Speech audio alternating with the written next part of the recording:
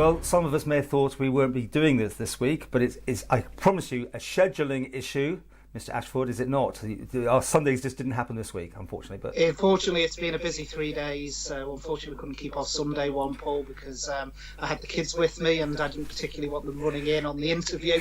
And then Monday, Tuesday, unfortunately, has got away with us with keys going on most of the day yesterday. Sure. Well, we've made it, yeah. And an interesting amount of questions. Some obviously to do with the current situation, but others just in general. But as always, I know you're okay to go on those. So please provide at least an indication of the number of essential workers entering the Isle of Man. How many other entry visas have been issued in the past week or month? Do you feel this level of on-off island mobility reflects the real risks of an outbreak of a second wave? And how do you aggregate the views of MHKs reflected in the policy around borders as no MHK in 2016 had a pandemic policy? So quite a lot in there. And others touch on the same ground. It's all about borders. People are very for keeping them as they are or trying to open them. It's really Marmite, isn't it? Yeah, borders is going to be a Marmite policy, Paul. There's two sides. There's people who are exceptionally scared and realise that borders have been our greatest weapon against COVID-19. It's helped us to control it on Ireland.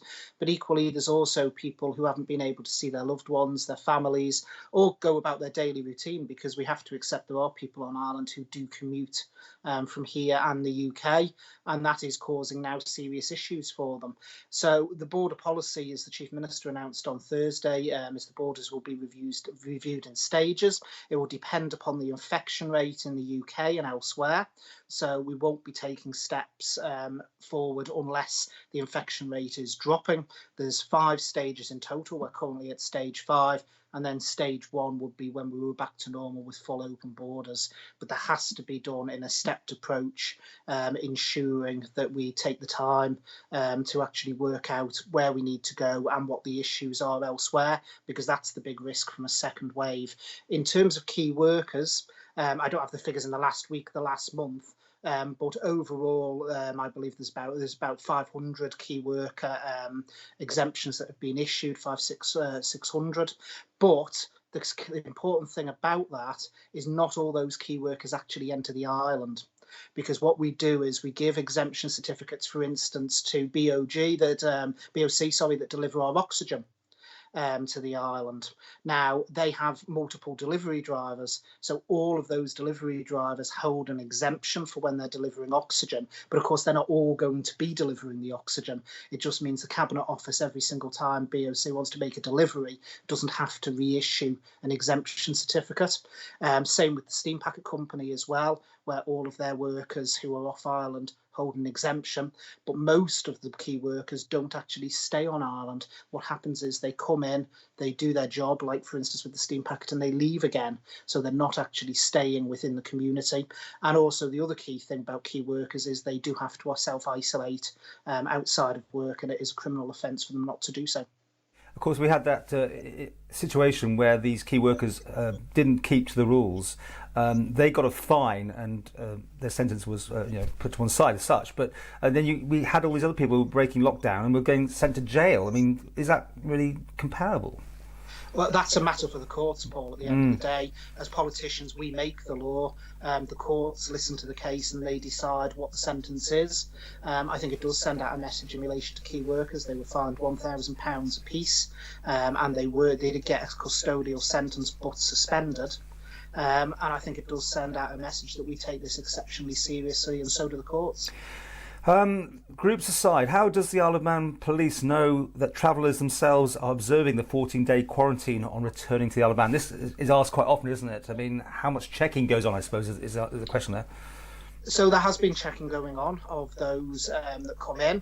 Obviously, as we move forward and there's more and more people allowed to move, if we do release the border policy at any point in the future, it will have to be random sampling because you can't check up on everyone. But at the moment, people returning are regularly checked to make sure that they are complying. And back to this level 5, level 4 and so on, is that actually now published? Have we got all that in the public domain, or is it something that we'll hear about as and when? There was a delay to publishing the document. I had thought originally it was going to be published on Friday after the Chief Minister announced it on Thursday. My understanding was Cabinet Office was looking to publish it now this week so that people can see the various stages. There's no dates attached to the stages, so I need to be absolutely clear on that, because as I said, it depends upon what's happening around us. And for instance, if the UK saw a second wave that changed their infection rate, there's nothing to say we wouldn't reverse any decisions that have been taken. This next one, again, fair few, I'm going to have to lump them in a sense together. Students at universities have had major problems getting their belongings back, and for some alone using a transport company has been the way, but some have specialist degrees and have a lot of expensive technical equipment that needs to be carefully taken apart by people with technical knowledge and carefully protected.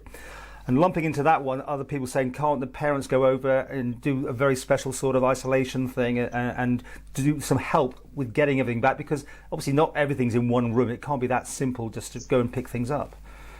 No, we recognise there's a problem. We recognise there is a problem with university students. Unfortunately, at the moment, the only way of doing it is via the removal companies because of the border policy. To put it into context, Paul, if you were actually going to allow families to go away and clear the university belongings, you would be looking at an exemption for roughly possibly up to 1,000 people to be able to go away and do that. That would, in that case, mean that the risk profile would be massive, particularly as people will be travelling all over the UK to various points. So at the moment, we've not been willing to do that. Obviously, if we move to level 4 on the border policy, which the Chief Minister spoke about on Thursday, then that situation would change and then families would be able to go over and clear the belongings. But decisions around borders still need to be taken by Council of Ministers, and we need to be exceptionally careful around that because the border policy has been our greatest defence against COVID-19. But we do fully recognise that, particularly with university students, where their contracts are now coming up, it is causing a problem. But I do know that removals company and storage companies have been very good both here on the island and in the UK to be able to go and clear the belongings, even in some cases, in the cases of specialist equipment. Was there much take-up of that, do you know, though? My understanding from the Department of Education is there has been. There has been quite a good take-up of it, but obviously there's people who quite rightly are concerned, particularly those who are doing specialist degrees such as computing, which have got high-end equipment. And does this deal with what you just said there? And does moving to level 4 remove the requirement that if you left the island after March that you cannot return, or is that still in place, and why? Right, level 4 would remove that requirement. The reason that requirement was put in initially was if you didn't have that requirement in, people could have just tried to go backwards and forwards as they pleased, trying to use the compassionate exemptions and various other levels of exemptions to move freely. So that is why that was put into the regulations in the first place, but that would disappear if we move to level 4. What happens with the antibody test? Again, we get this quite often. Myself and others were both given inconclusive test results with all symptoms and no antibodies offered. Also, no published antibody results when lots have been given about the test. Does that make sense? Right. Yeah. The first thing to say is antibody testing is not like PCR testing, like the swab testing. It's not there to tell someone individually if they've had COVID-19. Antibody testing is a population study by Public Health, so it's to look at and examine how far the virus spread in the community. So it's not available for individuals to request. It is done across a set criteria of people, such as antenatal patients, people who are already having blood tests up at the hospital, and their samples are checked. In terms of those that had inconclusive tests, a certain amount of them, a sample size will be taken because we are sampling negative and inconclusive 111 calls as well, and also sampling those who tested positive for COVID-19 as well to see if they did actually develop the antibodies and if they had COVID-19. So it's a population study what we're doing with antibody testing. It's not like PCR testing to see if you have COVID-19, so it's not going to be reported on a daily, weekly basis. There'll be an interim report, possibly either later this week, early next week, as we approach doing the first 5,000, and then once we've completed the full 10,000, then we'll publish a final population study. Okay, well, the next one follows on, and it's quite a long thing, but here I'm curious about the allocation of antibody tests. For background, I tested positive for COVID-19 on April the 1st. My contact tracing was simple because I hadn't been anywhere for about 10 days following the schools being closed. But my husband, who's a postman, had come down with symptoms after being at work. He had the symptoms for 3 days before me, but wasn't tested as he didn't have a cough. He had been in contact with at least one confirmed case at work, we later found out, and at the time I received my results. 111 told me that he wouldn't be swab tested as they were 100% sure that he had it and that he had given it to me, so it'd be a waste of a test. No contact tracing was done for him, despite me telling 111 several times that he'd been at work and in contact with many people. Fast forward to June, and I received a letter inviting me for an antibody test. I immediately arranged an appointment and eventually found out that I have no antibodies. My second antibody test is in early July. My husband, who apparently 100% had the COVID-19, was in very close contact with a confirmed case, in brackets herself, and what turned out to be more than one confirmed case at work, and has not been invited for a test despite what would seem a perfect candidate for in terms of gathering information. It may be of no use testing him for antibodies now, as so much time has elapsed, but it would be interesting to know exactly who is allocated these 10,000 tests. When I went for mine, loads of people hadn't even shown up for their appointments. Right, well, in terms of the tests, the husband is likely to be contacted. It's being done in phases, so not everyone who's going to be tested has yet received a letter. Close contacts of positive cases are those who do meet the criteria, are the ones who are going to be tested. So it is likely that in the future the husband will receive a request to go for a test. It is entirely optional for people to go to tests. It's not a requirement. At the end of the day, it's voluntary, but we have got the volume of people going through. I believe nearly 3,000 of the first 5,000 tests have now been completed, with the remaining 2,000 to be completed by July. So we're way ahead of where we expected to be in terms of the testing. In terms of the husband being tested initially, 111 is correct. He wouldn't have been tested because if the wife has already tested positive, the household would have been locked down, so he would have been locked down with it. So there wouldn't have been a need for him to be tested. But in terms of the antibody testing, like I say, he is likely at some stage in the future to receive a letter to go for the antibody test because he is a close contact of a positive case. What are the plans for residential homes to return to normal? Every different home is doing different things. There doesn't seem to be a government policy. Surely that would make it more simple that everyone could follow advice from the government. And my mother's in one in Ramsey, and they're open under strict ways of doing it, obviously. But they also said the same thing. It seemed to be they weren't quite sure where they were going with this. Does that make sense? Right, there was government guidance, but I need to stress that it is guidance. Most of the homes on the island are private homes. We do not issue instructions. The department can't issue instructions in terms of visiting. We can only issue guidance. The initial guidance was for visits to be time limited with the use of PPE, and I saw from your photo that you put up, Paul, exactly that. You were using the full PPE.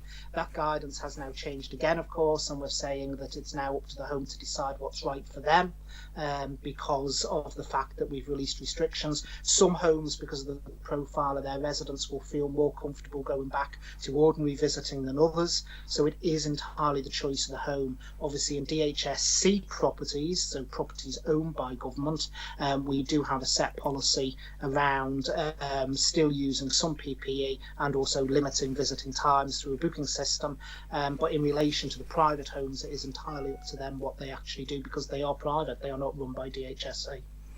And therefore, everyone's just got to make their own call on it.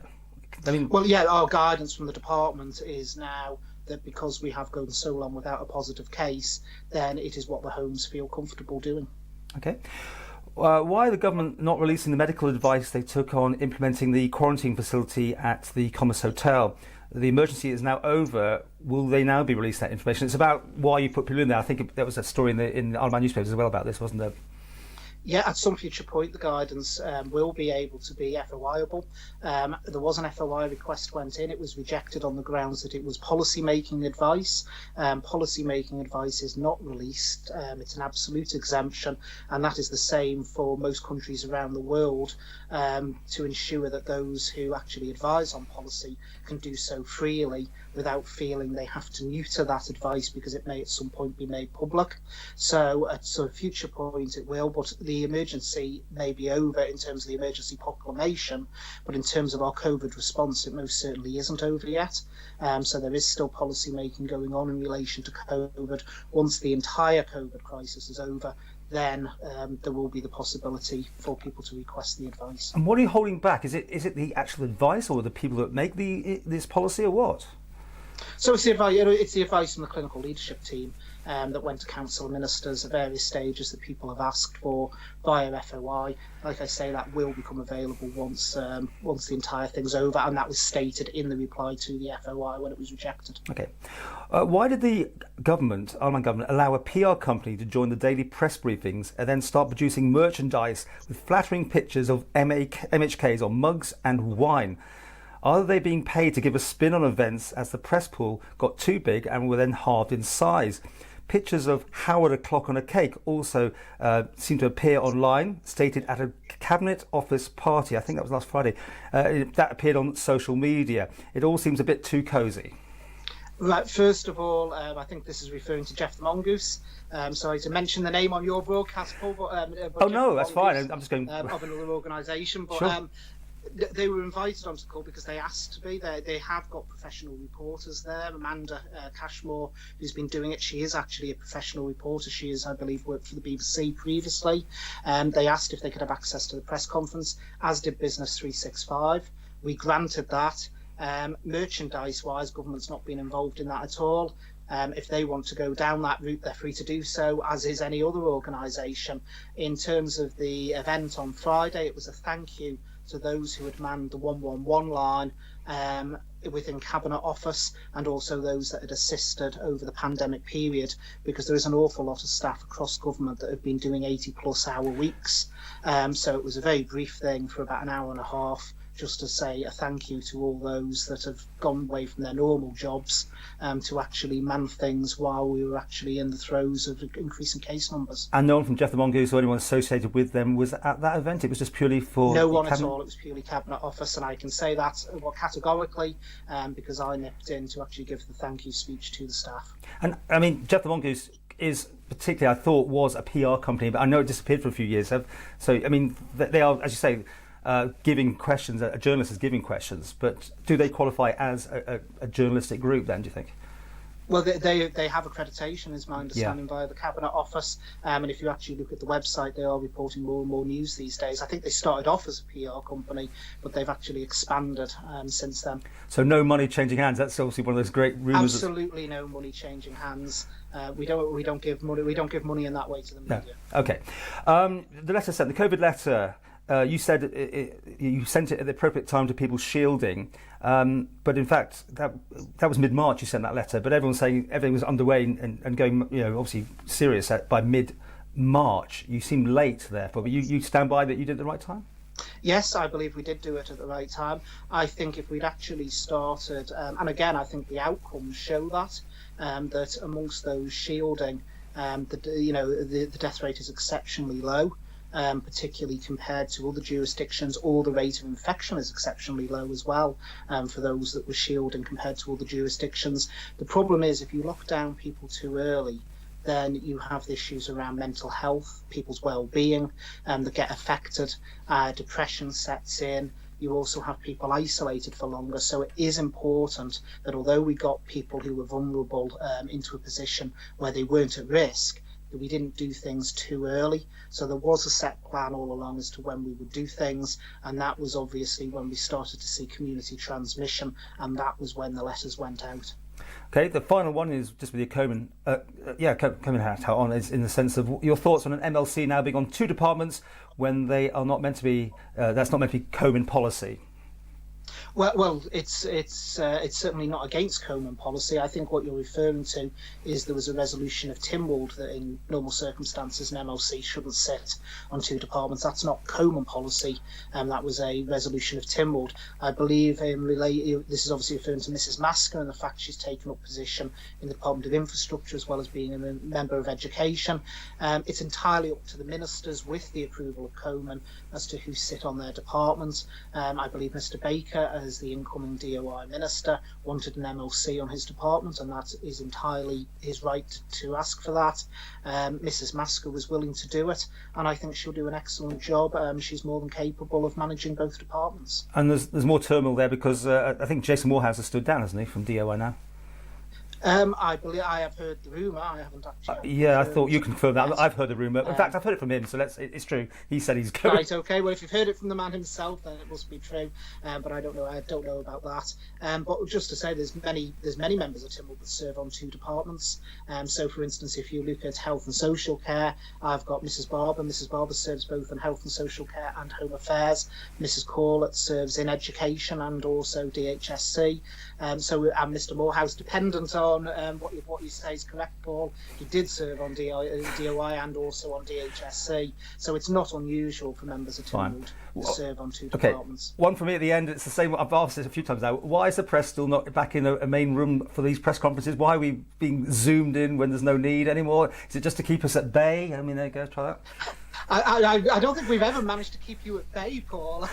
Well, I've been cut off in my prime as that viral thing went. Yeah. I mean, there's been conspiracy theories flying around just because this got postponed for 48 hours. So I don't think we'll ever keep you at bay, Paul. I think it's just the way it's set up because people probably don't know where it's being broadcast from, but it's within the Manx Museum, and the way the setup is with all the equipment, it'd be a bit awkward in terms of the setup with people around.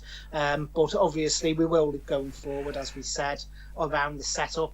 But to be frank, other than the odd dodgy internet connection, which has happened from time to time, I actually think the setup has worked.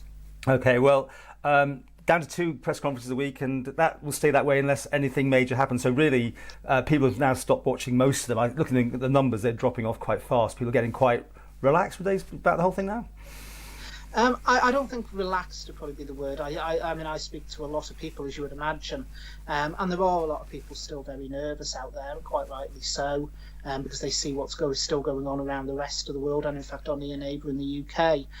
But I think people are feeling more comfortable about what's happening on Ireland, and they feel that we're in a better position than I think we could ever have hoped for. I'll be perfectly honest. I didn't. If you told me when we were coming into July and be in this position a couple of months ago, Paul, I'd have called you mad. So it really is the hard work of the Manx public that I've got us here. And time to go to Guernsey then for holiday. Well, you know, yes, you can of course head down and broadcast from Guernsey. You're not going to take a holiday?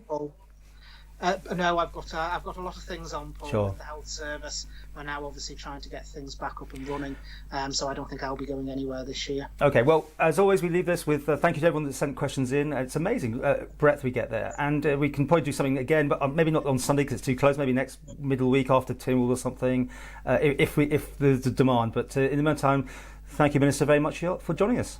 Thank you as always, Paul. Thanks.